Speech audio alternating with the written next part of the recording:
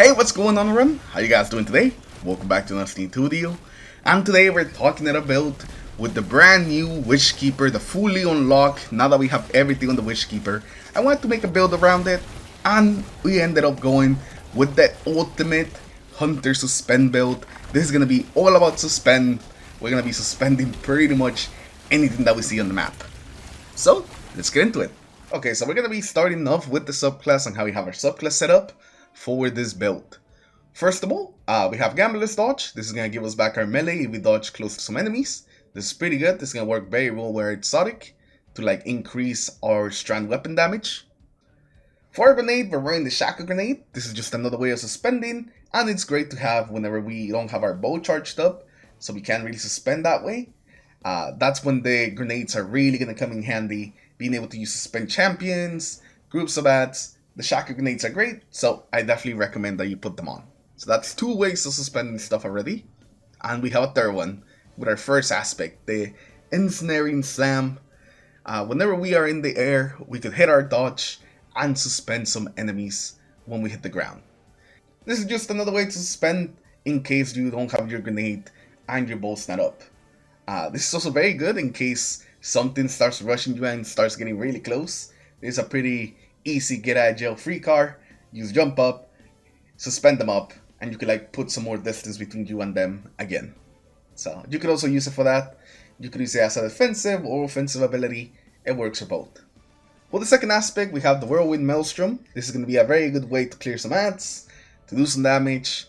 It's just a great aspect, and we're going to be making a lot of tangles as well, so we're going to be able to spawn a bunch of these. So I would definitely recommend the Whirlwind Maelstrom. Now moving on to the fragments, we have Thread of Mind, Thread of Fury, Warding, and then Wisdom. Wisdom is gonna make it so suspended targets create an orb of power. So we're gonna be making orbs every time we suspend things. We're gonna be suspending lots of things, so we should be making lots of orbs. Warding is just gonna give us some woven mail whenever we pick up an orb of power. That's pretty good. Thread of Fury is going to give us some melee energy whenever we hit something with a tangle, and I'm not completely sure if that includes the tornado. At points it seemed like it did, and other points it seemed like it didn't, but just throwing the tangle at a group of enemies gives you like half your melee back. And since we're going to be making lots of tangles, our melee uptime is going to be pretty high, thanks to this fragment right here. And lastly, Thread of Mind will make it so we get some ability energy whenever we defeat some suspended targets. This is going to make our ability or our class ability uptime just really high, so we're always going to have our dodge, even with the increased cooldown from having the slam on. But that's it for the fragments and the aspects. Now let's take a look at some of the other things that I'm running, mods, weapons, and even some of the artifact unlocks. For the artifact, there's a couple of unlocks that can be good with this build. We have Unraveling Orbs, Dragon's Bite, and then over here we have Horse Shuttle. Unraveling Orbs gives us unraveling rounds whenever we pick up an orb of power. Dragon's Bite will make it so you have a chance to suspend enemies just for breaking their shield with a strand weapon. So this is really good because we can use randomly suspend some enemies. It works very nice. And lastly, Horse Shuttle will make it so damaging unravel targets spawn some threatlings. So you're just randomly gonna spawn threatlings, and he's gonna be doing some damage, used for hitting enemies that are unraveled, which is gonna be pretty easy to do thanks to Unraveling Orbs. Now moving on to the weapons, we have the Witchkeeper. The Witchkeeper is the main reason we got this. That's another way to suspend, or actually it's gonna be our main way to suspend targets. And whenever we do suspend them, we get a bunch of extra bonuses with the Witchkeeper, like faster draw speed, extra damage on the suspended targets, and just being able to suspend more targets afterwards. So the Witchkeeper, you know, it's pretty much a must-have for the build. Now, right here, for your energy weapon, there's not really something specific that I ended up going with. I have the Royal Executioner, but that's just what I was using last time. I also messed around with different fusion rifles like the Aramite, the Techium Force. I actually really ended up liking the Techium Force.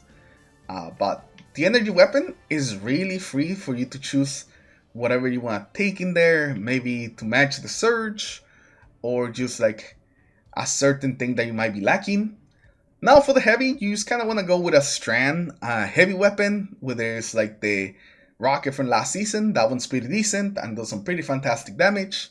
It is also overload, so it works very well in GMs. You could also go with the Trials grenade launcher, since that's also strand. Both of those will be some fantastic choices, and that's just gonna be the main way of like doing damage to some of the bigger targets. The Full Tracer is gonna increase weapon damage that matches our subclass whenever we damage the target with an ability, whether it's our slam, our grenade, our melee. Whatever is an ability is gonna proc that extra strand damage, and that's when our bow and our rocket are really gonna do some damage, thanks to the Full Tracer.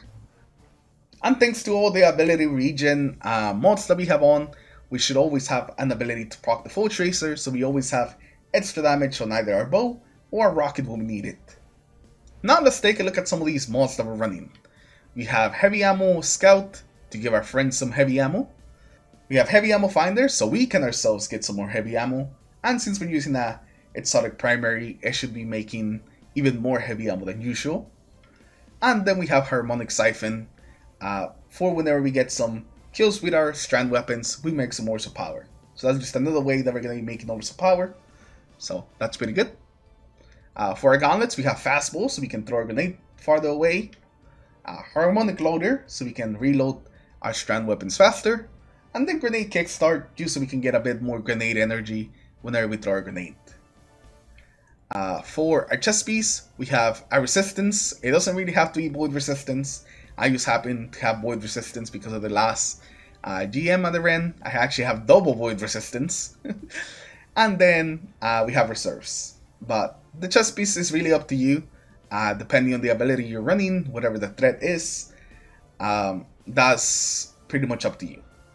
For the leg armor, we're running Absolution, which is going to reduce all our ability cooldowns whenever we pick up an Orb of Light. Just another way to reduce our cooldowns. Recuperation, which is going to give us some health back whenever we pick up an Orb of Light. And we have a Harmonic Scavenger, just so we can get some more heavy ammo from our pickups.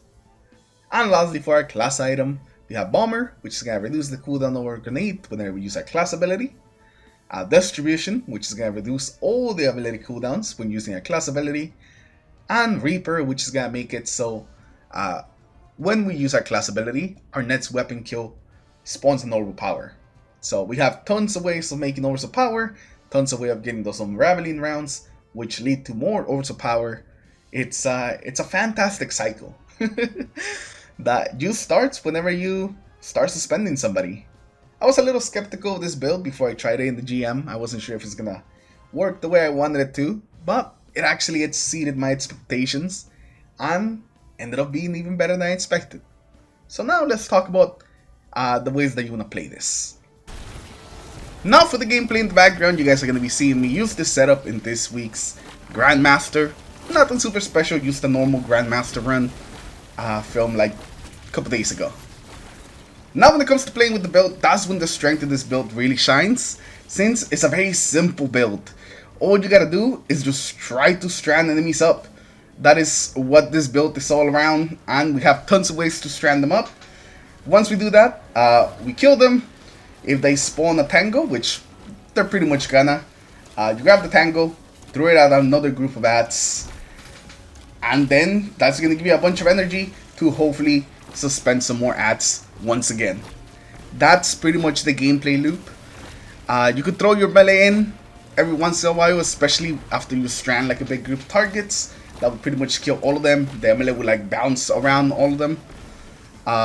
If you shoot a tango, then you're pretty much guaranteed to kill a big group of ats that you catch like in a trap or with one of your stranding grenades. If you see some ats are spawning and you have your suspending ready, then you can pretty much always kill those groups of ats that are spawning just right away and not even let them do anything. The Full Tracer comes in whenever you run into like champions or yellow bars. You pretty much just either hit them with your melee, suspend them up with your grenade, or if you don't have either of those, you can even use like do your slam on them to get the debuff on them, and so you can shoot them with your rocket and just do some big damage to them. That's basically the same thing you want to do with bosses. You want to hit them with one of your abilities so you can proc the extra stand damage and then hit them with your heavy. But for everything else, again, use one suspend, kill them, grab tangles, throw them at more ads, and then suspend again. And like I said, as long as you're picking up orbs, you are killing things that are suspended, your ability uptime is going to be crazy high. I'm sure that you guys will be seeing that I just kind of spam my abilities without really thinking too much about them, just because I get them back so quickly. And yeah, that is the whole build. Hopefully you guys enjoy it. I'll leave a dim link in the description, and probably also one in the comments in case you guys just want to automatically apply the build, you know, so you're free to do so. Anyways, let me know what you guys think of this build. Let me know if you guys have any suggestions on improving it. And I'll see you guys in the next one. Take care, everyone. Have a good day. Peace.